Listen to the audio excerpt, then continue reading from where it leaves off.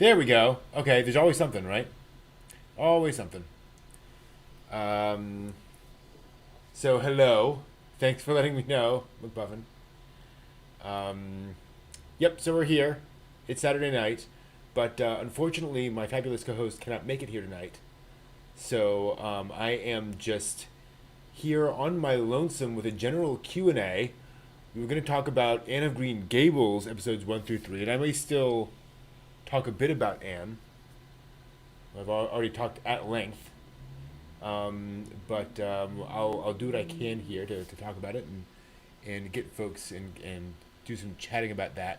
But yeah, we're just gonna go kind of easy tonight, and just kind of do general anime Q&A. I am nearing the end of Anne of Green Gables and up to episode 45, so 5 episodes left. And I have realized that I never read Anne of Green Gables as a kid. I thought I had. I was sure I had, but apparently I didn't. So that's kind of an interesting surprise. And because there's stuff here at the end where I'm like, wow, this is kind of out of nowhere.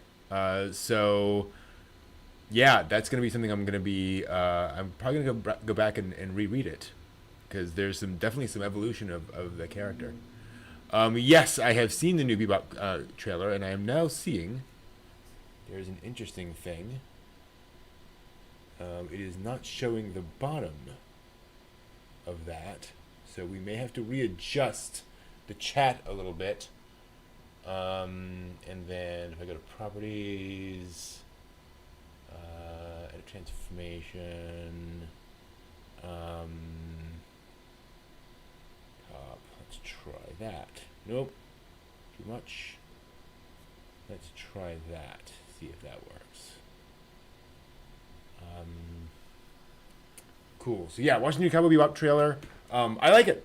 I think they did a nice job of mimicking the original anime trailer with the live action characters in a way that is kind of an amalgam of the two, where it's clearly it's clearly not entirely live action. Some of the silhouettes. I think it's a really cool kind of a trailer thing. As I mentioned before, I'm not too horrified by the live action Netflix Cowboy Bebop. I feel like it can be whatever it wants to be. I'll judge it when it comes out, and I don't feel like we have to scream and yell about it. And I'm intrigued. I'm hopeful in the sense that I want to see what that looks like. I want to see what approach they take on that show. I'm more interested in seeing what the actual show itself looks like, because Bebop is a pretty stylistically distinctive show visually, and so how they're going to try to maybe not replicate that. I hope they don't try to look exactly like the anime, because that just gets weird. But I'm hoping that we'll see something interesting out of that. That they'll do something stylized with the live action Cowboy Bebop. So fingers crossed, we'll see. But again, if it doesn't work out, then fine. I don't think it cheapens Cowboy Bebop that if the live action version isn't up to our personal snuffs. But yeah, I'm intrigued.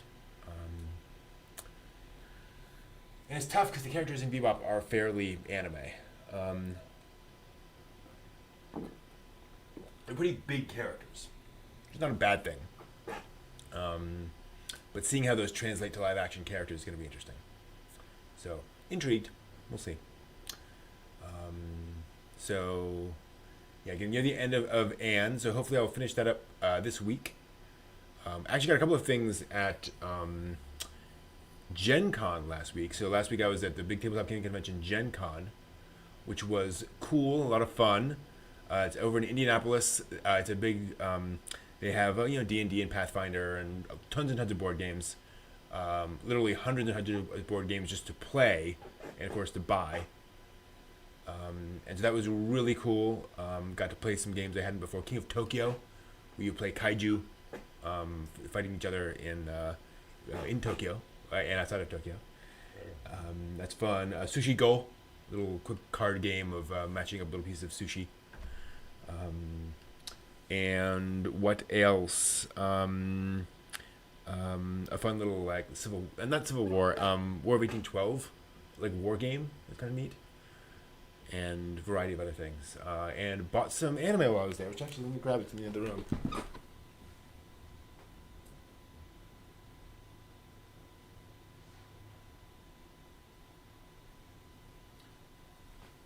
There was an anime dealer in the dealer's hall, which was absurdly massive. Hundreds and hundreds of booths. And so I ended up picking up a couple of things just out of kind of idle curiosity. Puss in Boots, the original, directed by Kimio Yabuki of Swan Lake, with a key animation by Hayao Miyazaki. So intrigued by that. Want to check that out at some point. And then the Rolling Girls complete series, which again I picked up mainly because I like the artwork. I've heard kind of conflicting things about this, but you know, I'm intrigued. I'm going to check it out. Definitely up my alley in terms of ideas and concepts, and definitely the art style. So I'm going to give those a try. You know, nice to really doing it just to support that. One moment.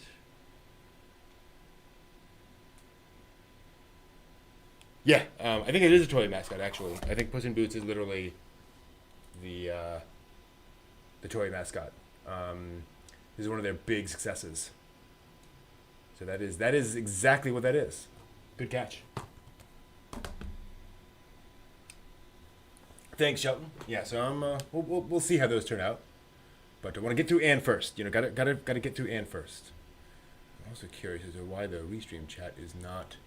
Because of the whole thing. Okay. If I do that, what happens? Does that make a difference? We'll find out.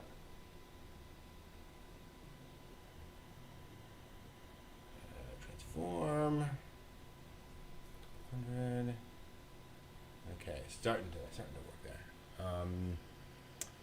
But yeah, so that was those are the only two things I picked up at Gen Con. No games or anything. Minimalism, right? That whole thing. Hello, focus on me. Thank you. Camera's being a little weird, a little funky. Get that working. There we go. Am I a little fuzzy? Hard for me to tell. I feel like I'm a little fuzzy. So yeah, the Bebop trailer looks cool. Or the opening credits, technically. We see Vicious. We don't see Ed. We see Ein. Yeah, I'm out of focus. It's weird. All right, let's try this again. Focus on the hand. Take it away. And then it should focus on me. There we go. Okay. It just needed some help. The things we get familiar with when we do, when we do this stuff for live, for real. I actually did a panel at a convention at work, conference at work, and it was basically just a Zoom call where you played back a video that you recorded before of the panel. It was on how to best study and learn things. Called Learning to Learn, what I called it. And so, of course, me being me, I did a whole bunch of slides, and I had like me picture in picture, and I recorded me separately on like a nice camera. And so I, as the slides progressed, I would move my little picture in picture video of me around the screen, so I wasn't covering up any like text. And they got quite a few people going, wow, like you really put a lot of thought and effort into that, and it's really impressive. And I was like, no, this is just me streaming doing YouTube all the time. Like I do so much video now that all this stuff is second nature. Like I think about all these things. Other folks don't. I'm not brilliant at it. I've just been doing it for so long. I've run into all these issues before and have people complain. So yeah. So many things are just experience, and getting familiar and comfortable with what does and doesn't work. Which is actually the whole anime thing, right? Like, a lot of what we do and don't like about anime is really often just comes down to what we're familiar with. All that stuff. It's weird. Why are we not getting the bottom of... So it seems to be consistently chopping off the bottom of chat, and I don't know why. Maybe I just have to do down to there and then just chop off the bottom. All right, we can do that. Hold on. I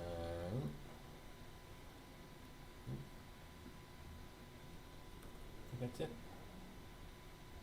Okay, so we'll take a minute for this to review. Favorite character from the Untitled Evangelion? Mari Illustrious. So far. Patrice. By a fairly long shot. Yep, all about those micro improvements.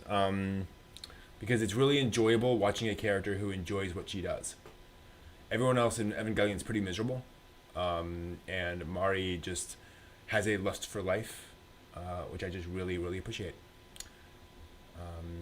It's a lot of fun. I was never too attracted to Rei and Asuka. I can understand why people like them, but for me, Rei's just kind of a dead fish, and Asuka's kind of crazy. So it's kind of not that thing. I have actually not seen the G-Kids releases of Evangelion. I have only watched the fan subs of the pre-order. Sorry, I thought you said prefer. I just didn't read it right. I have not pre-ordered the G-Kids release. They'll be coming up on Amazon Prime. They're on Amazon Prime. I'll watch them there, and I think that'll be fine for me. I don't intend to re-watch the Rebuild films over and over again, or Evangelion in general. So I'm cool. It's the original TV series is on Netflix. The Rebuild movies are on Prime. I can watch them there, and I'm good.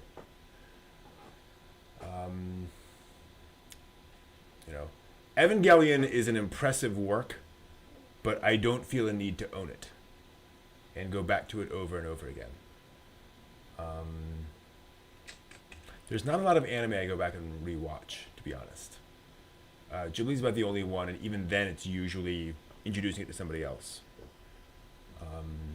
Frankly, I've rewatched Ghibli so often now that I feel like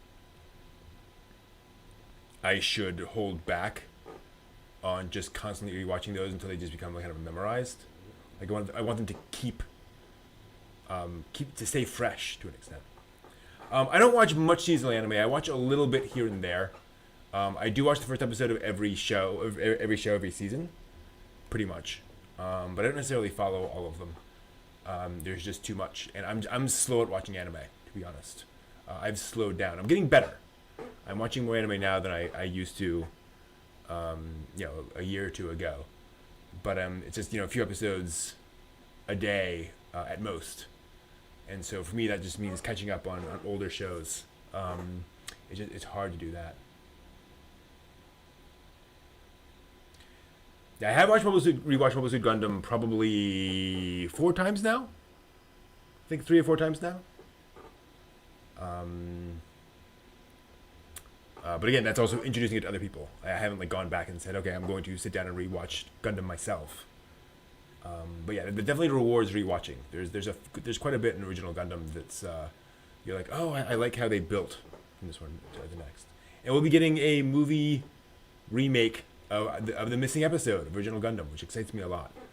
I'm very curious to see about that. Your favorite Ghibli film was Only Yesterday. That's awesome. That is a particular favorite of mine. I don't know that it's at the top of my list, but Only Yesterday is a really interesting film. It's not your typical Ghibli film in the sense that it's about an adult woman looking back on her childhood. It's about kind of nostalgia in that sense. It's quite different. It's got a slightly more urban perspective than a lot of Ghibli films, which I'm not complaining about. It's just very different. It's really cool, and it's also neat because we don't get to see in anime a lot of the 1960s, and how and why that was kind of a golden age for Japan, and how it felt like this was kind of like the 50s in America. This time of a rising middle class and things were just kind of great in a lot of people's minds in the 60s in Japan. One person have called it like the second golden age of Japan after the Edo period. And so we get to see that in a really strong way in Only Yesterday, which is cool. I hear that in, man. Have you ever watched Legend of the Galactic Heroes? I watched the first episode of the original and of the remake, and in both cases I was like, I'm bored. Like I can grasp the appeal, the big complex space opera. And I don't mean complex in the sense of, incomprehensible. I mean it in the sense of just, many characters, cast of thousands, epic kind of a story. By the end of the first episode, I had not been pulled in yet. So maybe I'll be able to pull back. Oh, that's interesting, Matt. Yeah, sometimes going back to a show, it's just not the right thing, the right time. And sometimes I go back to a show like it's better than it was before. Like you just weren't there for it at the time. You weren't ready for it, which is fine.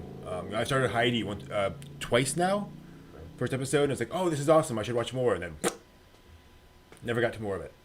So one of these days is gonna be my time for Heidi. Eva, I tried multiple times, could not get into, and then finally a few years ago, I was like, okay, now's the time. Like a year or two ago.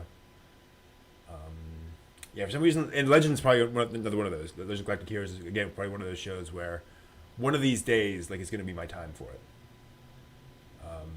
It's just the reality. People have recommended, I got a good chunk of the way through Ergo Proxy and really enjoyed it, and then unfortunately one of those things where, again, you get partway through and just get distracted and don't go back to it. So I'd probably have to, like, reread and catch up to where I was before, which is unfortunate. But yeah, it's the thing is that, if I want to watch Eva, it's not hard to find. If I want to watch Gundam, like, it's on Crunchyroll. Like, so many of these things are pretty widely available. I hear you, Sheldon.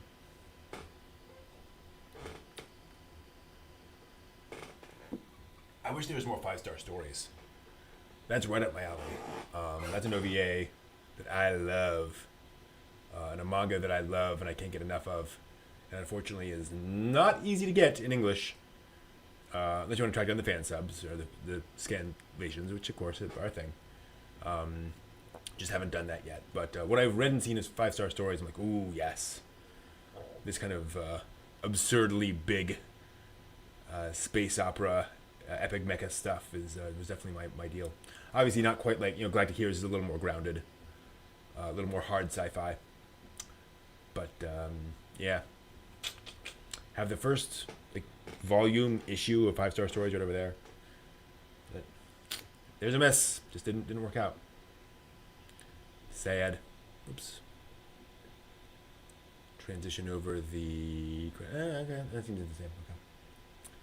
Yeah, that's the thing, McPuffin, is it went very, very, very out of print. And unfortunately, so for those not familiar, 5-star stories, again, mecha epic, the original author actually set up a company specifically that he ran specifically to release it in English and to oversee the English translation, and then that kind of ground to a halt because of financial things and so forth and so on, and he hasn't continued it, and unfortunately it can't continue without him, and so and apparently he's not interested in other people taking it on, so it's just kind of under his aegis, and he isn't doing anything with it, but he's not actually doing anything. So, so it's kind of stuck.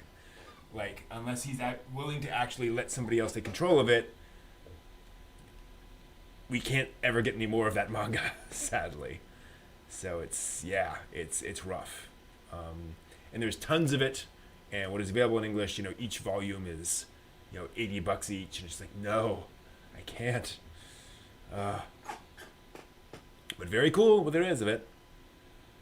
So yeah. Yeah, I've got where is it? Yeah, there it is. If anyone's curious.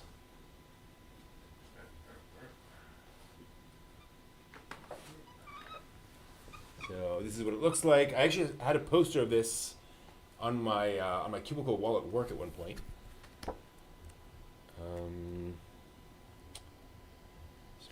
Some of the art style. It's a little sketchy at times, but very cool. And I grabbed this back when, it was fairly new, and so it wasn't expensive. Make sure I grab something that isn't. Yeah, there's some not safe for work stuff in here. But yeah, the art style is pretty. It's extraordinarily 80s. Like it's very, very 80s. Very cool. Hey, Captain Laser. Yep, 5-star stories. Gorgeous. And this is all I can afford. is this? And yeah, again, volume. It's not much. But yeah, it's one of the misses. So one of these days, sadly, probably the mangaka will pass away, and then 5-10 years later, someone will go, okay, so we're just gonna do it, and it's got licensed by Vertical or something, and here you go. Lone Wolf and Cub. It's again one of those things where I have not gotten into that. It's never been quite my take, my thing. I read the first volume in the library, and it felt a little too grimdark for my taste at the time. A little too on the nose in terms of really, really, I'm so serious and this is so dark and terrible. And again, that was probably just me not reacting well to it at the time and just not kind of bouncing off it at the time. So just didn't really connect. And I guess part of the problem too is obviously it's an inspirational manga. It's a lot of folks mention Lone Wolf and Cub as being an inspiration for their manga and so forth. So I just need to. I'm just not familiar enough with where it came from and what its inspirations are and what inspired it to be like, oh, gotcha, I need to get into this yet. That is so weird. So yeah, there's some kind of bizarre thing with this. Oh, that's the problem. Oh, dang it. Right, I keep forgetting. I keep doing the chat wrong. That is correct. I just do it that way. Yeah, I always forget the restream chat is reversed. So the most recent on the top. So it keeps getting bounced around. So that should be there. Went a little too long. Fair enough. Yes, I've seen Nadesco all the way through. Love Nadesco. There are definitely moments in Nadesco that are burned into my brain. For those not familiar, Martial Tetsu Nadesco is a mecha parody anime that is also a mecha series. So it's it's kind of making fun of mecha tropes while also telling a full scale mecha story all the way through. One of the great running gags is that the crew of the Nadesco, the starship, the spaceship, becomes increasingly obsessed with a very cheesy 70s mecha anime, Gekiganger 3. And if you watch it, it's actually very interesting the difference between the dub and the sub. And I think I mentioned this in the past. I'd agree it's postmodernist. So Gekiganger 3 is a cheesy 70s robot anime. In the Japanese dub, they give it a terrible dub. But in Japanese, a terrible dub is one that's just very flat. Not quite emotionless, because in Japanese performances, often you don't really get very emotional. Emotional performances are usually considered bad, highly emotional performances. You want to be reserved to a great extent in Japanese performances. So it's a little different, but you have this very, very flat effect in the Japanese dub of Gekiganger 3 and Nadesco. So everyone's curse you, Gekiganger 3, we will return someday. That's how everyone talks. But for the English dub, they made a bad dub of Gekiganger 3, but they did an American version of a bad dub, which is horrifically over the top. And where all the voices are, curse you, Gekiganger 3! It's wonderful. It's absurdly terrible, 60s DJ voices for Gekiganger 3 and that, which is just wonderful. Highly recommended. So whichever way you prefer to watch Nesco, it's worth checking out the other dub, the other side of it, specifically for that. And checking that out and hearing the other side of it. Like, oh, this is what bad sounds like, in another language. It's really interesting. So yeah. Nesco's great. Rory's awesome. There was a New Type Japan, which put that as Nesco as greatest anime of all time. It was voted in their monthly anime polls not long after it came out. So it was a big deal. And a lot of fun. There are definitely jokes in there that are just classics. But again, as folks are saying, it's the more aware you are of mecha anime history, the more some of the humor will land. Not that they necessarily reference like very, very directly, individual moments from classic mecha series. It's more just kind of the tropes, more the storylines and so forth. Like, oh, I get it. They're doing this, which is a lot of fun.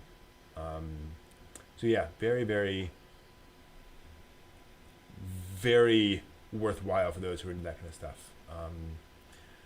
But yeah, I also a friend of mine recommended Vagabond. Speaking of Lone Wolf and Cub, and similar kind of thing. It just bounced off me for some reason. I think I still have. Do I? No. Yeah, I've got 2 volumes of Vagabond over there, and for some reason, it just bounced off. Yeah, and Desco definitely has one of the great classic opening credit sequences too. It's not hugely flashy, but it is perfectly of a time. Like it encapsulates its show really, really well. And it's one of those things where if you watch Desco and you hear, just the opening note, the opening few seconds, you'd be Nadesco. Like I remember that. Iconic. So yeah. And Nadesco is pretty weird. Gasaraki, we watched it for the 3rd time. Steve watched the first episode of Gasaraki a week or 2 ago. He'll probably talk about it next week if he's back. By that I mean if he's available and if he's not being pulled by something else again. And boy was he confused. Episode 1 of Gasaraki very much throws you into the middle of stuff. For those not familiar, Gasaraki is a mecha anime series made by a kind of legendary. They brought together a whole bunch of very famous mecha staff to make Gasaraki, sort of a dream team. And the intent was to make a much more grounded mecha anime series. So what would mecha look like in an actual modern military conflict of like the late 90s, early 2000s? Really interesting, really cool. I have not read Battle Royale. You are correct, it is on my shelf. I watched the movie, the original live-action movie adaptation of that, which is very well respected, and my jaw hit the floor. Like I was just so impressed by that movie. So I went out and bought the manga, but I have not read it yet. Again, nothing against it, just one of those things where I'm like, I'm looking forward to that, and that's going to be a fun, experience. But yeah, the Battle Royale live action movie is like, wow, yeah, you good. That is, you managed to adapt, and in fact, there's another. I guess it's more manga to live action, but there's an adaptation. People say you can't adapt anime into live action, and again, I guess Battle Royale is technically manga to live action, but that did it. That worked. Yeah, Gasaraki disappeared. It was well received when it first came out, and then it just dropped off the radar hard. It's hard. It's tough too because Gasaraki is an unusual show. It combines no theater or possibly kabuki theater. I'm not sure which. With mecha action, but also as Shelton's pointing out, politics, Japanese versus American politics, all sorts of like really geopolitical complex stuff. So it's not for the faint of heart. I thought it was really interesting. The ending is distinctive. It's memorable. But yeah. So. yeah, it's unfortunately Gatsuraki just disappeared. People just were not as into it. It's understandable. Yeah, Battle Royale live action is insane, and just they nailed it. But yeah, Gatsuraki is definitely up there for me in terms of like. I have a friend who's more into like military science fiction, and I'm like Gatsuraki. Be aware, there's weird no theater stuff, but boom. Oh, I am so into the new Genshin live action. The new Genshin live action is my jam. That is that. Oh man, yes, like they did such a good job. In fact, I need to go back and finish the first the Netflix original Trust and Betrayal remake, basically. Oh, oh yes. Genshin live action is frankly kind of perfect. And I don't say that about a lot of things, but that Genshin live action, yep, they did it. And I love Genshin, the Genshin anime. Love the manga. Have not finished the manga yet. That's it back there, but I will get there. Yeah, yeah. Well, and the thing about that is, you kind of need to do that. They had a problem with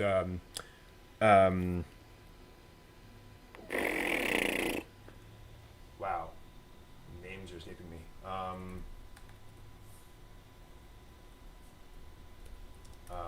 With Yashiro. They had to change out Yashiro because he grew. The Yashiro in the first movie got, too big when they went to make the later movies, so they had to recast him. And it's like, well, we better get these done. Like, you gotta go out. Good question, McCuffin. Yeah, there's.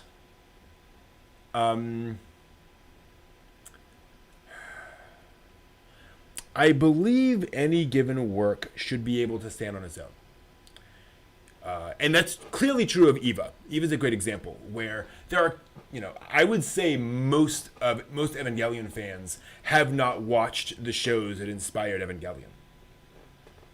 But are certainly, blown away by and impressed by it. So I don't think you need to go back and watch those things to appreciate a thing. I do think that going back and watching those things gives you a more full appreciation for it. Like you said, the full picture. I think it really helps to understand it. And often things that I would have otherwise bounced off of, I'm much more willing to, get into when I understand that context. Excuse me. Excuse me. So there's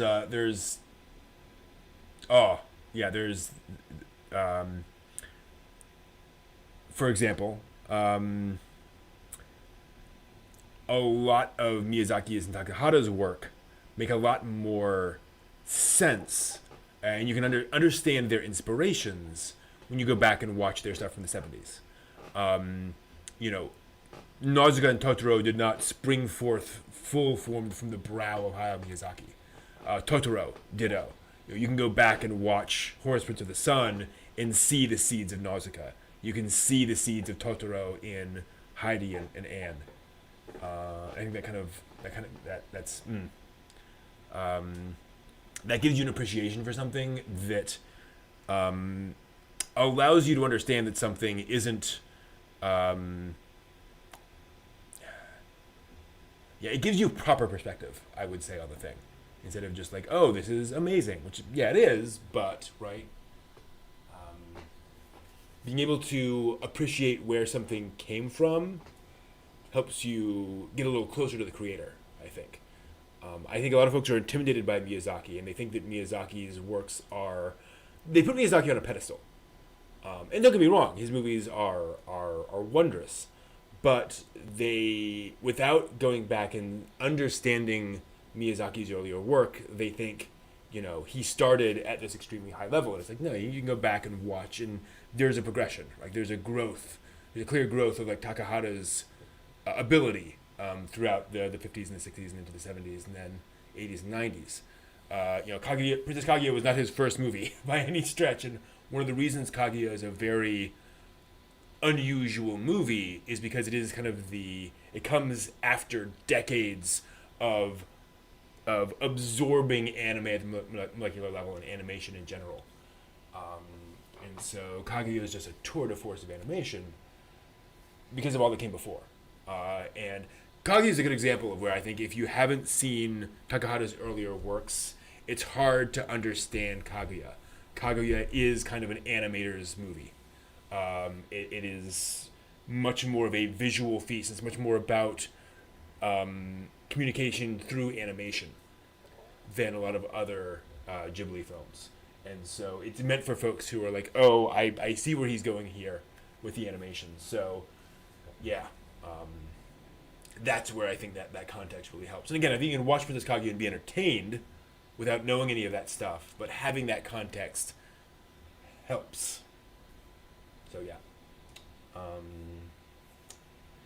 I think any work of art should stand on its own on some level, right? I think if you create a work of art that requires lots of other things to understand, I think you're kind of doing your audience a disservice. I think you're expecting a little too much of the audience, and obviously, yeah, there's some basic level of understanding. But yeah, I think any deconstruction should have something approachable in it. There should be something you can grasp in the work itself, even if you're deconstructing something. Again, Evangelion being a great example. Gundam in a lot of ways, right? Gundam is very much a reaction against cheesy super robot shows, and saying let's do a war story with this giant robot concept. And one of the reasons Gundam seems so melodramatic right now, to us today is because it is trying to be serious. It is trying to not evoke all of those weird, goofy tropes of the original, the 70s giant robot series. So, yeah. Right, exactly. And there's definitely a recursiveness to it, right? Like there's at what point is it like, well, you need to go back and read Aristotle to understand infinite jest. But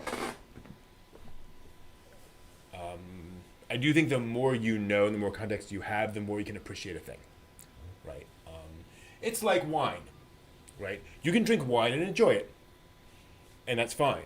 But if you've been taught how to taste all the different elements of wine and to roll it on your tongue and to see, oh, I feel that this in the back of my throat, this in the front of my throat, I can taste nuttiness or fruitiness or whatever, it improves your ability to understand it. If you know that wines from a particular area are sweeter than other wines, that's useful. But it doesn't mean you can't enjoy wine, period. So yeah, balance, middle ground, the middle road, right? It's funny, on the way back from Gen Con, on the plane, I put on Audible and I'm listening to one of the Great Courses series on the great mythologies of the world. It goes through Greek and Roman mythology. There's a thing on like East Asian mythology, so like India and some Japan and such. And we're now into Africa, but they talked about the Bhagavad Gita, excuse me, and Buddhism as well, and all of those ideas. And it's really, really interesting, this idea of the Buddha portrayed and promoted the idea of the middle path, that you don't want to just completely ignore spirituality and like doing good things and morality, but you also don't want to live the life of an ascetic who is so focused on what's the right thing to do that you don't live in the world and don't actually accomplish anything, don't actually change anything in the world. You're just kind of wrapped up in yourself. Got to find that middle path. Right, exactly, Shelton. Having a knowledge of past work enhances the experience, but it's not always necessary. So, yeah. I think intelligence is and knowledge is important and helpful, but isn't the only thing. Which gets into this whole weird thing around preference and what people like and dislike, where I think people get really frustrated when somebody doesn't enjoy something that they enjoyed. And like that's the other side of the coin, right? There's the intelligence of understanding all the things that go into something, but then there's that just pure aesthetic preference of just I like this, I don't like that, and that's fine too. Um, I can appreciate all the things that Evangelion is going for, but think that Shinji is a whiny, bad protagonist and not want to watch Evangelion. I don't have that reaction, but people can have that reaction. Just like I don't, like, however impressive this work is, that turns me off. So fair enough, it happens. And I think we can't, or it's not helpful to insist that somebody likes something just because of how impressive it is, right? Sometimes it just turns you off. I have this problem constantly with shonen anime. People love that shonen anime and think, oh man, you should really watch the shonen anime. And I'm like, it just doesn't do it for me, man. That just isn't for me. And it's great that it's for you, but it's just not for me, right? Like it's okay, but it's fine. Like there's sports anime where I'm like, I can see what the time and effort they put into this, but I don't like those characters. I just don't.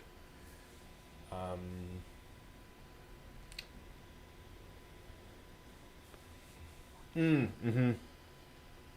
Yeah, and comics are complicated because comics do so often assume a store of knowledge on the part of the reader, right? And they reference so many past things from past comics. And you don't necessarily have to know that to enjoy the comic, but that's often such a there's often so much kind of tied into the history of comics that end up getting worked into existing comics, where it's like I don't, there's nothing wrong with that, but it can also be kind of off-putting to people. But also, like, at some level, you can often just get over it and just read the comic, and do you enjoy it or do you not, right? Even if you don't get who Gwen Stacy is, just you can read Spider-Man. It's okay. Right, exactly. If you love shonen, great. Go dress up as Haikyuu characters and run around. Great. Dress up as it's Haikyuu is sports, but it's shonen sports. Cool. Just means more anime. It just means anime is more and more standardized and more generalized in the culture. People are just used to it now. I definitely do feel like we're reaching that point and we've basically reached that point where anime is effectively mainstream. Like it's not being broadcast, with the Olympics, but pretty much everyone 30 or younger has seen or is exposed to anime, knows what it is, and isn't put off by it. They don't think anime is bizarre. Anime is just anime. They may like it, they may not like it, they may not be into it, but I think anime is pretty much a known quantity at this point, especially in like North America, places like that, which is cool, right? You no longer have to have those conversations where it's like, I like anime. What's anime? Japanese animation, Like what?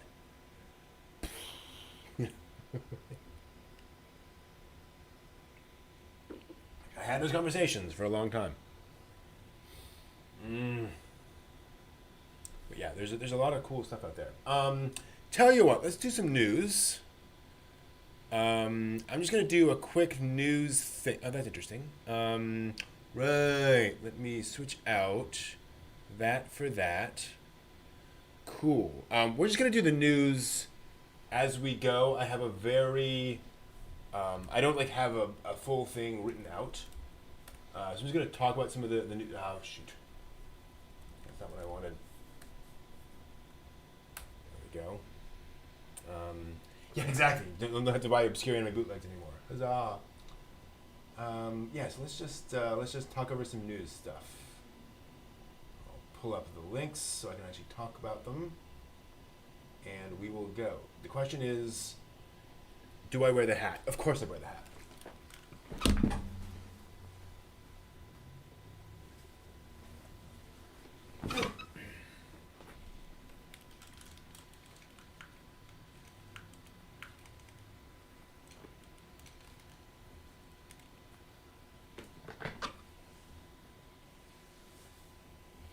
Well, McPuffin, the problem there is that anime isn't necessarily Japanese. Like, identifying the exact Japaneseness of anime is tricky. What happened to that Spriggan remake? The Spriggan remake is kind of apparently in development? I don't know. It's a good question. All right. I'm just going to jump into it. Let's just jump into it. Let's just do it. Welcome to the... Wow. What? Hold on.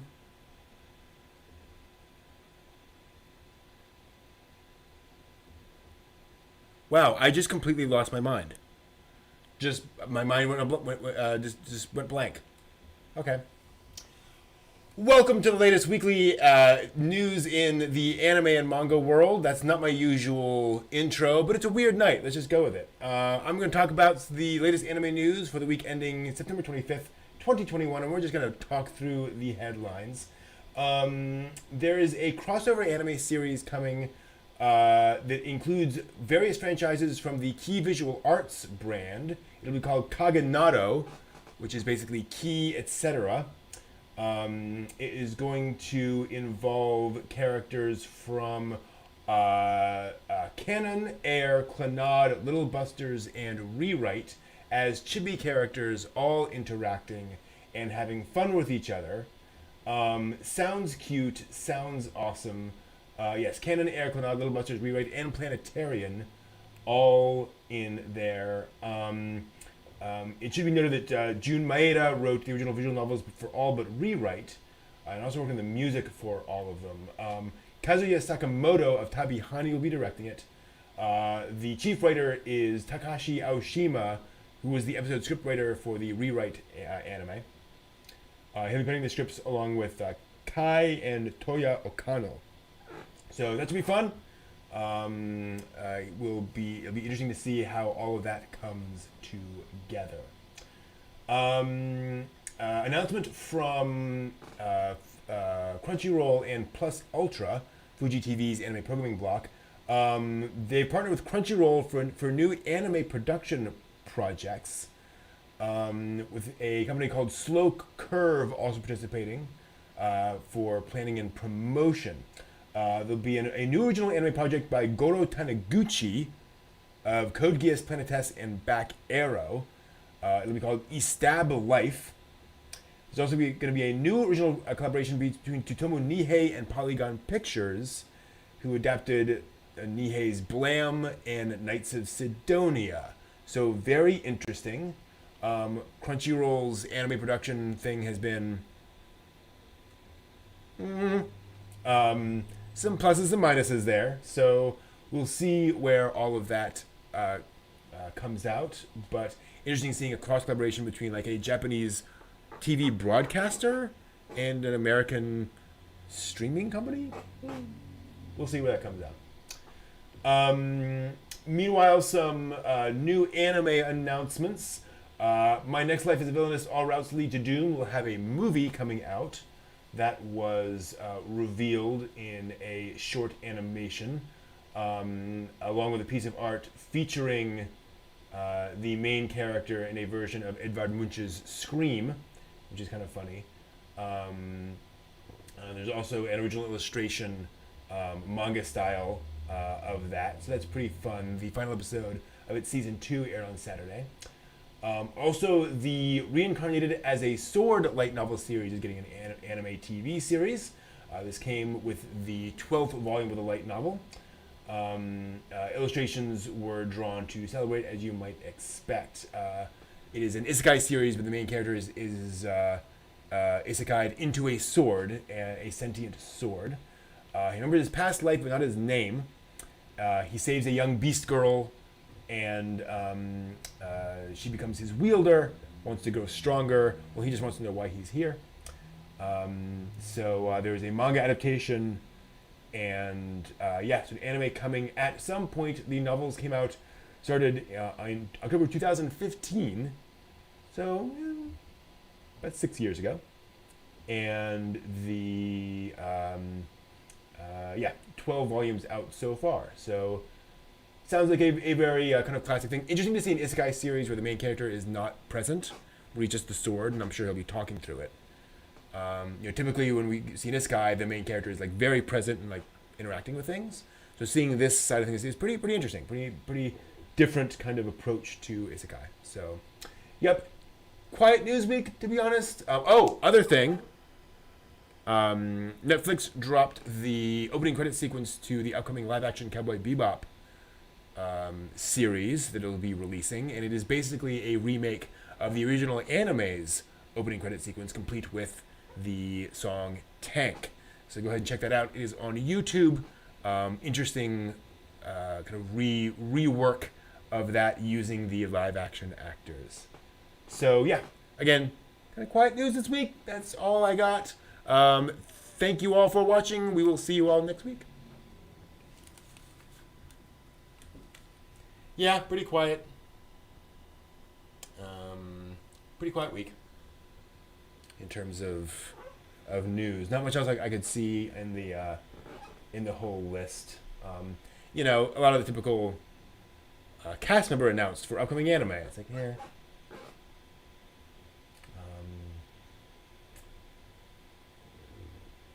But yeah, the difficulty there, McPuffin, is with the provenance of anime and is it Japanese or not, is that a lot of anime work is outsourced to companies overseas, to like companies in South Korea, Taiwan, Vietnam. A lot of the animation work is done overseas, and a significant number of like Japanese studio members are not like ethnically Japanese. So is it really Japanese? And then the other problem with that too is it turns into it ultimately turns into how ethnically pure is the production staff, right? Like, how Japanese are you really? It's like, eh. So to me, anime is more of an approach to animation, right? It's a structural thing. So yeah, calling it Japanese is getting increasingly difficult. And to be clear, like, they've been relying on South Korean companies for animation for decades. So, Japanese, eh. But it's definitely a distinctive visual style that we can very clearly identify, with certain gray areas and exceptions, like any artistic style, right? Like, what is pointillism? What is, what is new wave, right? Those are all things where it's like, is this really? It's kind of on the line.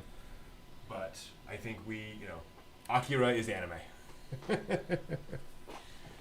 Right. Yeah. When people are like, well, this is what makes something Japanese. I'm like, are you sure? Sure you want to go down that road of like, how pure-bloodedly, Japanese are you, director? It's like, let's not go there.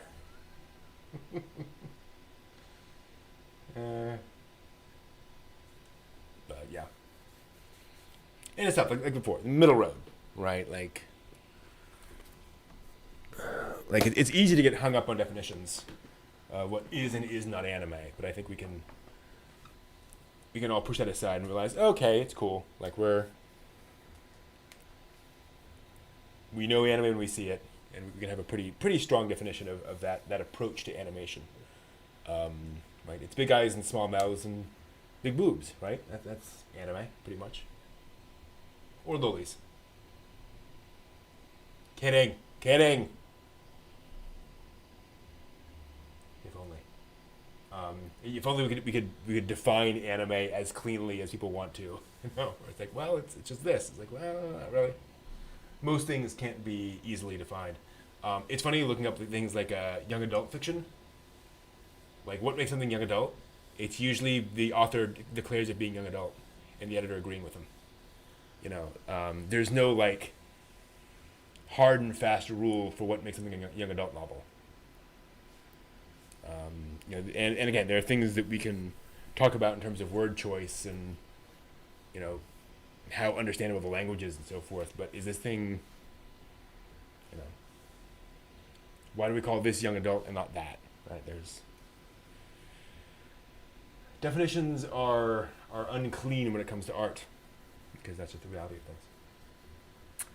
things. Was there anything? I just realized. Oh no, anime history calendar. I don't think I pulled up the anime history calendar. So let me see if there was anything I wanted to bring up. Anime history. You know, September usually there's something. Yeah, demographics exactly. You know, shonen, seinen, like they are clearly marketed at a particular demographic, but does that mean that's the only people who watch it? Not really. You know, seinen is not watched exclusively by young adult men, or even primarily. One would argue. September 25th. Nah, nothing really. The only really notable thing of this weekend in anime history is September 20th, 2002, Spirited Away premiered in U.S. theaters. So Spirited Away came over here to the U.S. 9 years ago.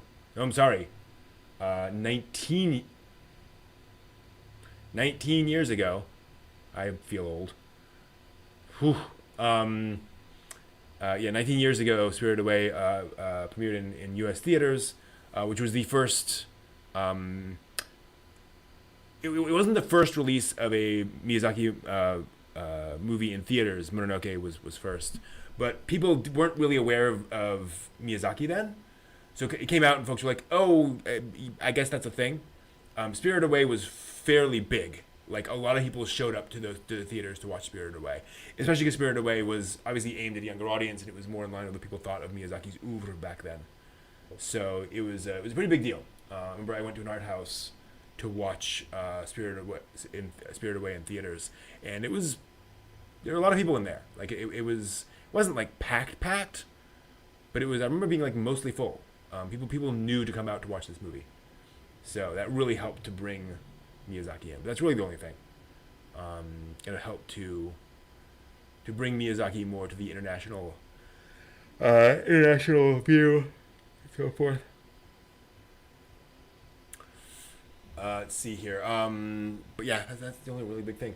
What have you all been watching in terms of anime and reading in terms of manga? I forgot to ask. Like, what's been on your radar lately?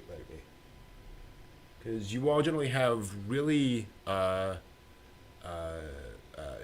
all have tastes that align with mine, and you're all into things, and I'm like, ooh, I want to check that out. So, what are you all watching and reading? I'm curious.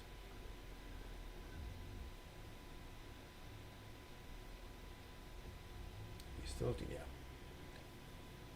So I'm doing a backup in the background, and so I'm hearing this hard drive just chug. And I think, yep, it's still running. Backing up a ton of stuff, which is taking a lot longer than I thought. Nice. Yeah, I mean, it wasn't a massively wide release. Like it was cross country in the U.S., but it wasn't like every theater. It was all like small art house films, the theaters. But yeah, Blade of the Immortal, classic. Nice. Another one that folks have recommended, but I have not gotten into yet.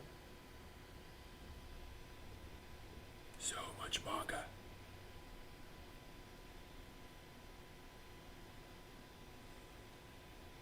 I do love the manga. Doesn't seem to get as much traction on YouTube as anime, though, for some reason. People don't seem to click on the manga videos as much as they do the anime videos. I guess because of all the fighting and explosions and stuff in the anime.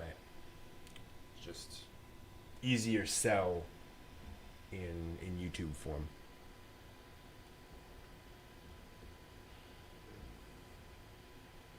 Yeah, it's hard doing analysis of manga on YouTube. I've actually been thinking of doing like some blogging around manga. I think that actually makes more sense. It's a little easier to easier to actually talk about that way. Nice. Yeah, hardcovers, man. I have hardcovers for Gundam, original Gundam, and what else? Not much just Ayako, but I think it was only in hardcover. Not a lot of hardcovers because those get expensive quick. And I don't mind paying for manga, but interesting, man. That could just be my videos then, because my manga videos would get like half the clicks my anime videos would. Maybe it's just one of those things where folks came for the anime stuff to my channel. Whatever. But yeah, and I guess when I'm clicking around YouTube, for some reason I'm just not seeing the manga videos. But yeah. Me and the Devil Blues. Me and the Devil Blues. He said aloud, typing it in. Manga.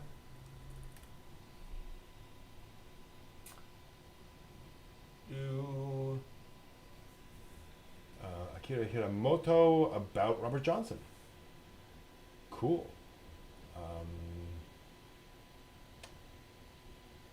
Historical, psychological, horror, supernatural, says Wikipedia. Cool.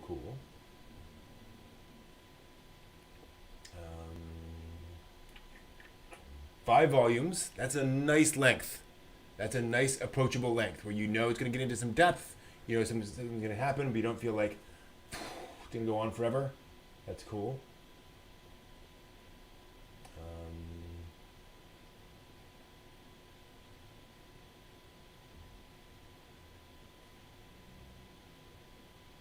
Aoki criticized it for having lots of strong language, sex, and graphic violence.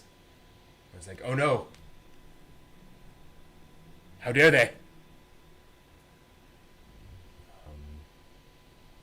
Like, Deb's awesome, but that seems a little silly. Yes, Akira Hiramoto also did Raw Hero, Prison School, and a few others that I'm not sure of the American, Yarisugu Companion to Ashi Monogatari and Agonashi Gen to Ore Monogatari. What is Raw Hero? Wikipedia is not clear on what Raw Hero is about. They just say it is a manga, basically. And then Prison School I remember hearing about.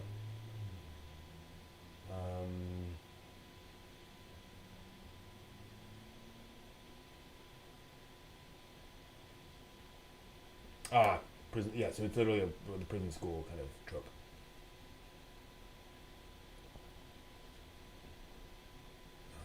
Kind of kill a kill thing.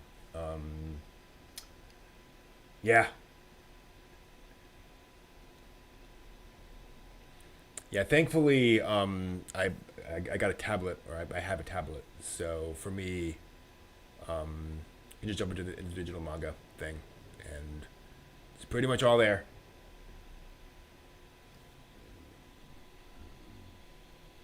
Been trying to simplify and cut down on things even more than before, to give myself space for these things. And the problem is, the more you cut down, the more your vices move in.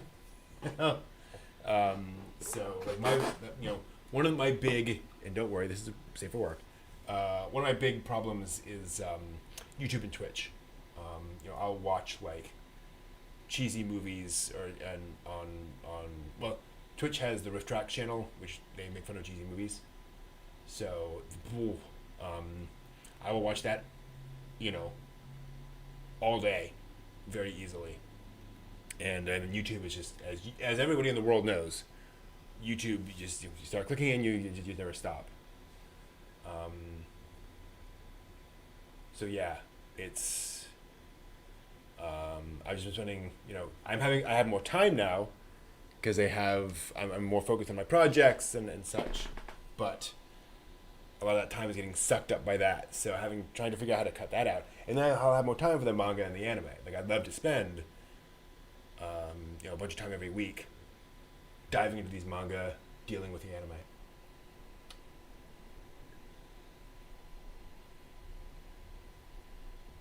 Nice, and man, yeah, it's great having the whole series just sitting there waiting for you. I had that with 20th Century Boys and actually Kenshin, where I'm like, ooh, that's gonna be a lovely couple of weeks sitting down and going through those manga, finishing those out. Something else in there. Spirit Circle. Gosh, I gotta finish Spirit Circle. Almost at the end of Spirit Circle, and I've now forgotten where I am with the plot. So other things. I should also check. I think there's a new volume of Yotsubato, which I don't have yet, which came out in the past, like, recently. And it would be nice to keep up with that, because I've been trying to stay recent with that, but he went on a hiatus for a while, and I fell out. But that is a charming, a slice of life. 5-year-old girl running around doing her thing. Something else in here I want to finish. Yeah, whatever. Common thing. Yeah, so much manga, so little time. But fortunately, we're getting it more immediately now, so we don't have to wait, years and years for the thing to come out. And when it does come out, there's a stronger chance that it will actually get all the way out and not just stop halfway through. And sorry. Yeah, exactly, Matt. By the way, the reason we're laughing is that the author of Yotsubato has said he is not interested in having an anime adaptation, and he's not interested in approving an anime adaptation of Yotsubato. So all of us fans are like, dang it, probably not going to happen. Sad but true.